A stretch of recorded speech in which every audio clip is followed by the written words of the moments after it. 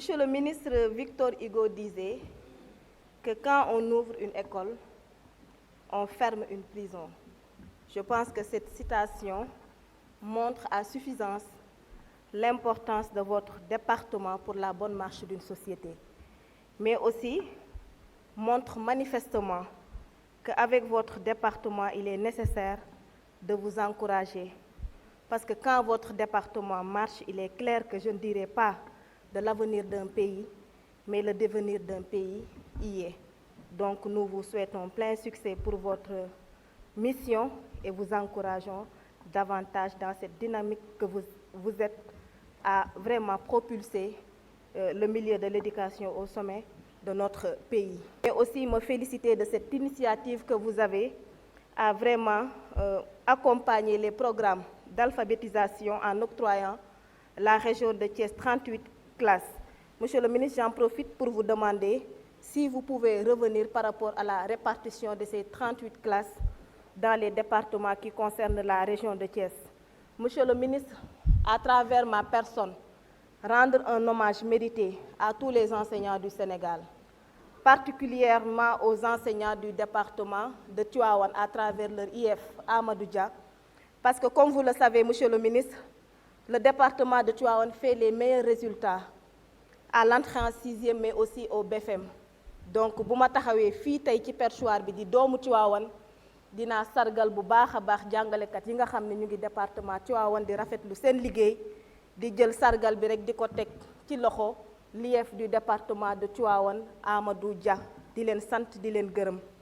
Monsieur le ministre, est-ce que yëgoon nga ni depuis 3 ans jàpp 4 ans département Tivaouane amul ay table de banc?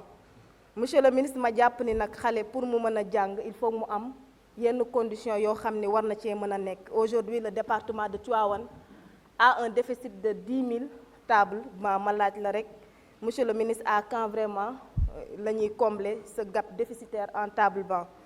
Monsieur le ministre, di jaajëfal bu baax a baax sa département parce que gis nañ ni dans le département de Tivaouane ñu ngi tabax ay salles de classe, ñu ngi tabax ay murs de clôture, des toilettes et des blocs administratifs.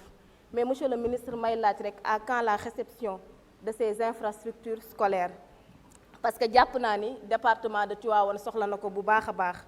Monsieur le ministre, may fàttali rek ni depuis 5 ans la région de Thiès amul de nouveaux sortants.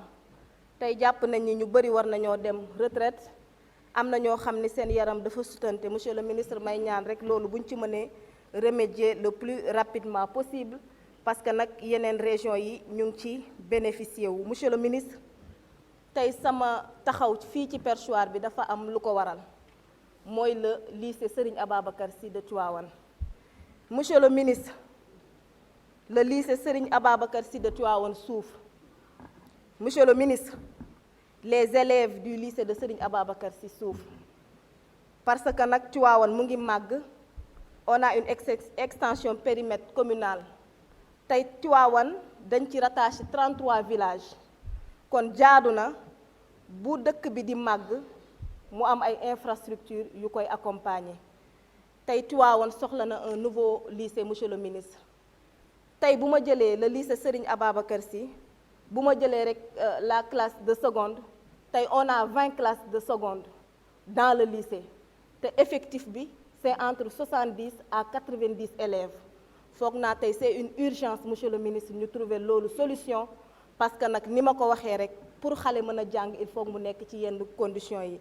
Monsieur le ministre, jàpp naa ni sax war nañoo mën a jël pour le moment le CM de Goumoun érigé ko en lycée parce que nag xale yi ci conditions yu metti la ñuy jàngee. Monsieur le ministre, may ñaan en synergie avec le ministre des infrastructures ngeen xool comment solutionner le problème de transport des élèves du lycée de Tivaouane parce que lycée bi dafa xaw a sori tey xale yi dañuy dox ay kilomètres ak ay kilomètres pour dem jàngi. ñu lay ñaan tamit problème boobu monsieur le ministre boo ñu ci mënee jàppale parce que soxla nañ ko bu baax a baax. Merci, chers collègues. Monsieur le ministre, merci. La parole est à la collègue Binta Seck. Et le collègue Arona Sow se prépare.